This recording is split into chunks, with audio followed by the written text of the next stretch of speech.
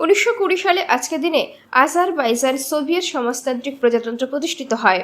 1937 সালে আজকের দিনে দক্ষিণ আফ্রিকার চিকিৎসা গবেষক Max Theiler New York City Rockefeller ফাউন্ডেশনে হলুদ জ্বরের টিকা তৈরি করেন। 1945 সালে আজকের দিনে বেনিটো মুসোলিনি এবং তার উপপত্নী ক্লারা পেটাচ্চিকে ইতালীয় প্রতিরোধ আন্দোলনের সদস্য ওয়াল্টার ওডিসিও গুলি করে হত্যা করেন। 1952 সালে আজকের দিনে সান ফ্রান্সিসকো চুক্তি কার্যকর হয়, জাপানের সার্বভৌমত্ব পুনরুদ্ধার করে এবং দ্বিতীয় বিশ্বযুদ্ধের বেশিরভাগ মিত্রশক্তির সাথে তার যুদ্ধের অবস্থা শেষ করে। 1952 সালে আজকের দিনে দ্বিতীয় চীন জাপানি যুদ্ধের আনুষ্ঠানিক অবসান ঘটাতে জাপান এবং চীন প্রজাতন্ত্রের মধ্যে তাইওয়ানের তাইপেইতে চীন জাপানি শান্তি চুক্তি তাইপেই চুক্তি স্বাক্ষরিত হয়।